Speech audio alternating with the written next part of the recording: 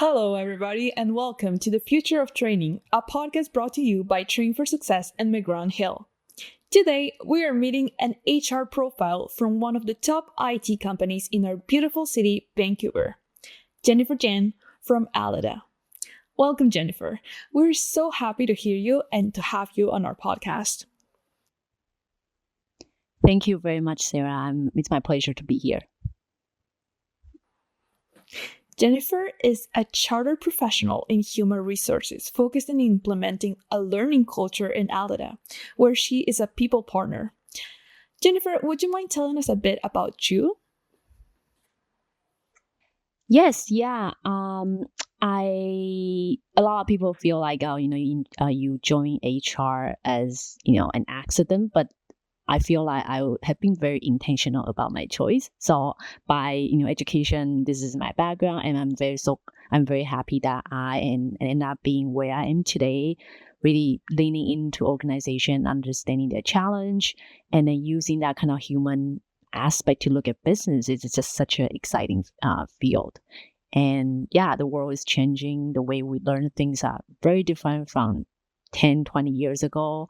And I just feel like it's such a, fast-paced, ever-evolving industry that just keeps me really excited and just learning new things every day. Yeah. Of course. I mean, you are at the forefront of technological innovation in HR and just like HR processes, right? Could you tell us a bit more about how do you implement technology in HR? How do you see HR today? I do see HR is no longer, the traditional administrative function. It is actually a function that helps drive business bottom line. And a lot of time we look at people like it's a resource, but I actually don't like the name human resource. It's actually an investment, and it's a talent that can be molded, can be developed, and have all the potential to do great things.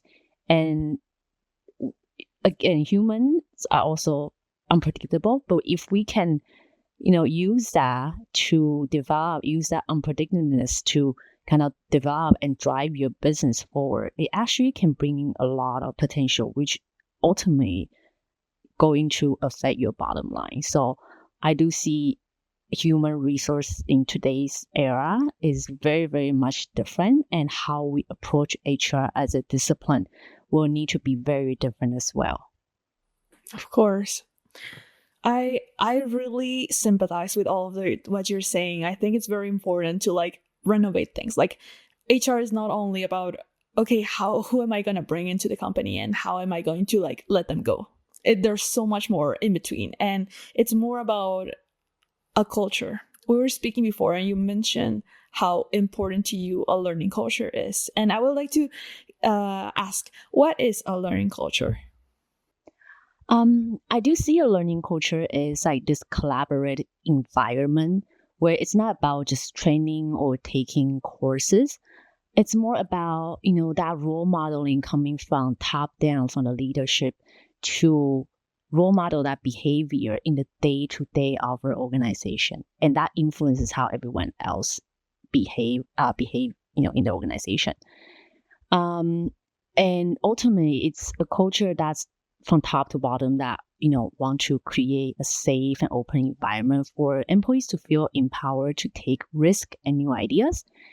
And not only that, part of the learning is embedding feedback loop continuously as part of the day-to-day job.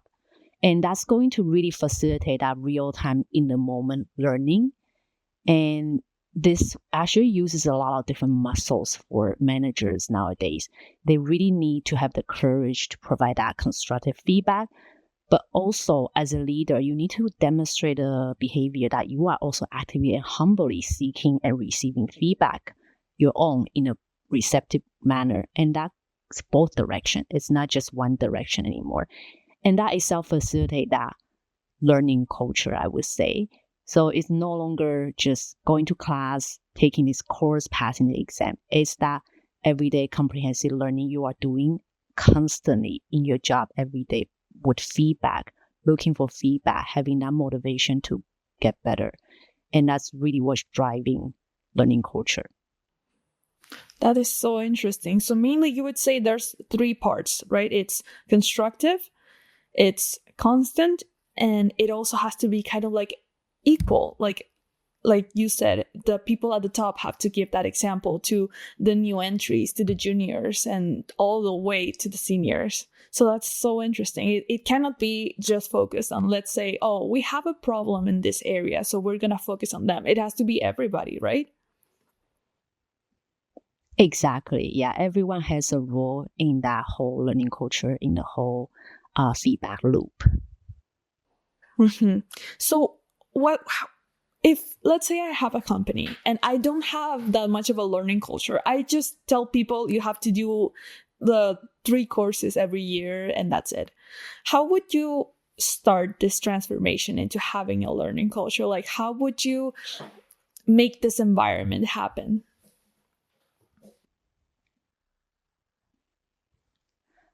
Um, I would say before you push a 3 course training, you have to identify what's the value of those 3 courses by really understanding your business.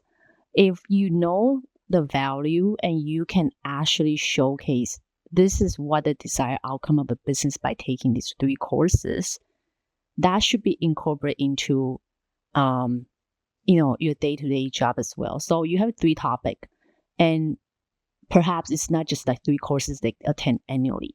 There should be like a little mini milestone along the way in how they do their job to achieve that desired outcome. Yeah, so I wouldn't say learning is just one and done deal in a year. Take a course, you're done. Yes, you might have an overarching topic, but that topic can actually be broken down to, let's say, like quarterly goals, that how you are going to inch forward to achieve that topic, if that makes sense. Right. No, yeah, that totally makes sense. So there has to be that previous step of analyzing everything, right? Analyzing the organization, where we want to be, like what our performance we want it to be, and like what we need. Then we plan for it. We actually find KPIs that we can use as reference, maybe benchmarks from other companies, or maybe just our own objectives, and prepare something that actually works to make those results happen, then implement those. Mhm. Exactly. Yeah, yeah. And we have to do it in a very continuous and regular cadence. So making that learning stick. It's all about the stickiness of learning. And if you are able to make that continuously, you can pull managers in to make sure they do continuous one-on-one on certain topic at each milestone, giving feedback at that moment that they'll be able to learn at that moment on a quarterly basis. So that ultimately is a whole package. It's not just one-time learning thing. Getting more into how to do this, I think you mentioned before that you could do a course, but what other techniques or like what else can we use to make this stick? Because some people like courses, other people learn in different ways. How do you make this knowledge stick to people? So one way that I've personally tried is we actually structure courses in a way that we allow participants to become the facilitator for the next cohort and then the next cohort. So you are basically in a way training a trainer internally, and that's actually really motivating. That just sends a really good message about, hey, you are learning, you are also going to be a coach in the company. You're going to be a mentor. Eventually, this is going to set you up for success for future leadership potentially as well. Because part of the characteristic of being a leader is being able to be a coach. So using that strategy actually brings employees together. You have a structure of, you set out the initial course, maybe using an expert out externally. And then usually what we've done before is when you launch the course, you even have pre-work assignment. You ask them to reflect on certain topic in their experiences. Coming to the classroom, yes, we'll teach theory, we'll teach different strategy, but we'll also incorporate a lot of breakout sessions so each employees can learn from each other what their struggles are and how they apply this newly learned skill into their reflection before even coming to the class. Right. So kind of like workshops, kind of like that. Applied it. Nice. Yeah, exactly. Yeah. And then after even the session, you have a take-home homework, meaning now you learn this new skill and apply to your daily job. Find a situation, maybe a similar situation before you enter into the course today. You use that tips and to navigate that situation differently. Do you see a different outcome? And bring it. Yeah. You give them material and homework. Yeah. Exactly. Yeah. And then bring it to the next session. Let's all talk about it again. I think that's such a powerful way to make that learning really embedded into their day-to-day work. And ultimately, that stickiness will be much, much higher. Yeah. I mean, keeps it fresh, takes it out of the classroom, and actually makes it applicable. That's very interesting. Like, I can tell these companies that invest in learning culture invest a lot in making their employees feel like they're worth the knowledge, like learning and becoming leaders, like you mentioned. Like, that's gonna help so much motivationally, right? Like that. I was reading before about how there's like these like three preoccupations for the employee: the economic side, the emotional side, and the spiritual side. So economically, they have to have their needs met, right? Emotionally, they have to feel comfortable in the workplace. But spiritually, it's kind of an interesting way to say it, but it's more like their passion, their legacy, their contribution to the world. So making them leaders or motivating them to get to that goal actually feeds them and keeps them interested and happy in their work. Yeah, I think happy employees make good work. Definitely, yeah. And people generally just crave for knowledge, and we are curious creature. We have the tendency to just look for different ways to doing things. And having a system like this is also very easy for organization to understand which area of our employees tend to excel better and which area might need a little bit more work. If we are seeing not a lot of people are really good at facilitating, good at coaching, then we need to look at our talent pool a little bit differently as well. So that's a kind of win-win situation. Again, it's setting up a culture with openness will make sure that we will succeed when that day comes. Yeah. I mean, openness to innovation. The company you're currently working at is so innovative in their products. I was reading actually that Alida is so impressive that it was found among the 200 best places to work at. So that's an amazing feat. Like, that's, I don't know, I feel like so many people will love to work in Alida because of it. And something else I wanted to know more about, to jump to, is multiculturality. So we know Canada is like a super multicultural country. I cannot think of a country that's more multicultural than Canada right now. There's so many people from so many different backgrounds, and sometimes I feel like people are afraid to engage with others because they don't want to offend them, or they just don't know how, or maybe they just don't feel included enough. How do you manage multiculturality to make work easy, or maybe not easy, but make it work? Make it work in terms of establishing that learning culture. Yeah, in the way of learning culture, how do you make it harmonic? I see. So the way I kind of look at learning, there's kind of the push and pull method, right? In such a diverse environment, I do think it's important that we tap into that pull method more with managers' help, essentially. So that means managers need to be equipped with the tool to continue to do one-on-one, knowing how to hold that conversation, to find out their employees' talent, to find out their employees' interest, and their priority in learning and how that aligns with business needs. So that piece will become super, super critical, empowering your managers to be able to do that.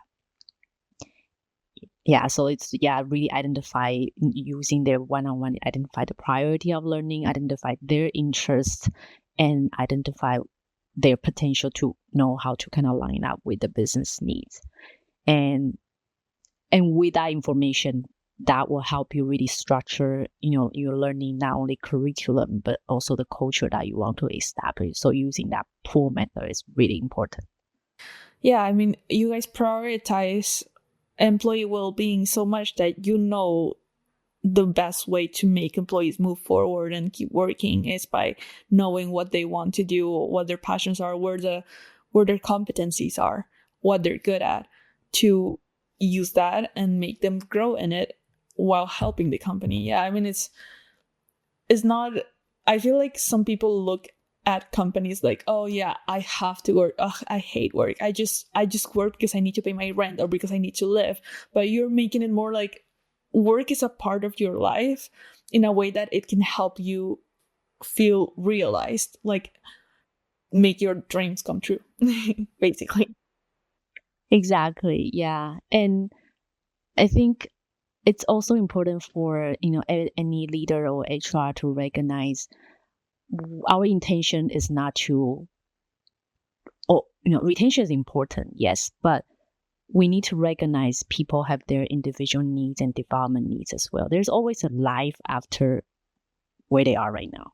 And we have to recognize that. That's the human part of us. How, as a manager, as HR, how are we going to help this person for the life after this?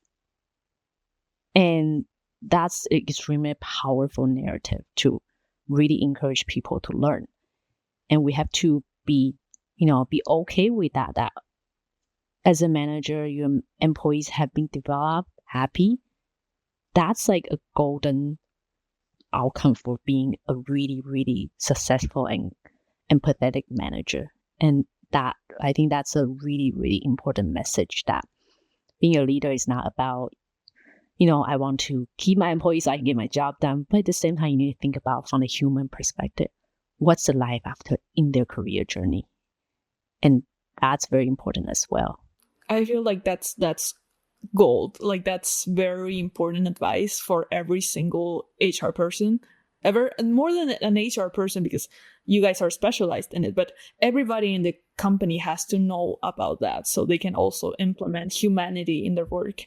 I think that's a great advice for any manager and for employees too, to know that they are worth the effort to develop their lives and like know that maybe you're not going to stay in the same company for the rest of your life, but it's going to play an important part in your growth and your personal growth, and you have to be happy about that.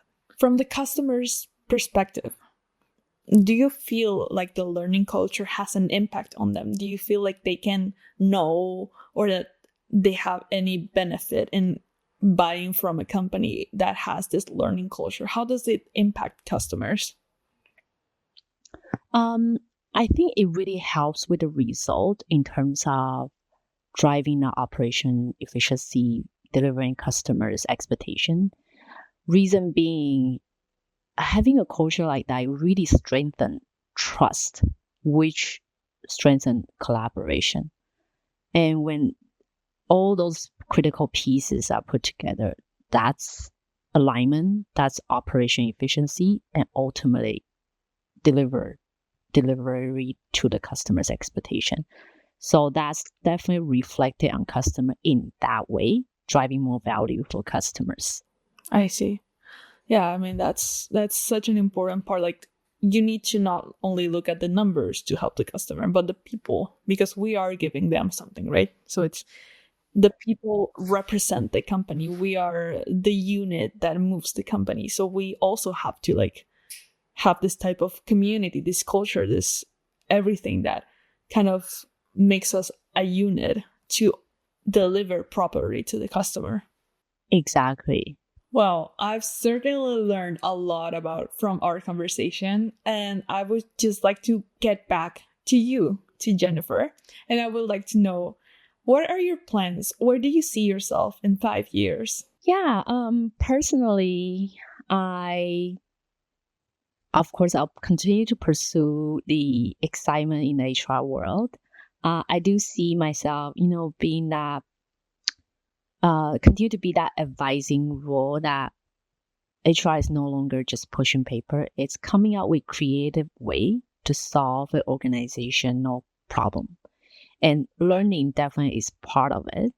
And there are also other ways that will help reinforce learning. That's the culture change management, all that kind of stuff has to be in place in order to solidify a learning. And that's where I want to continue my journey, to really understand how to reinforce the change when change happens, especially in a world like this right now. Business is changing quarter to quarter. How do we get ourselves ahead of the change and be prepared for that? And that's where I think my passion is. And 5 years from now, I want to continue this path to help companies prepare the talent, prepare the employee for changes to come. That sounds so exciting. I hope I can get with you to again in 5 years and talk again about the new changes and everything that has happened in this last 5 years.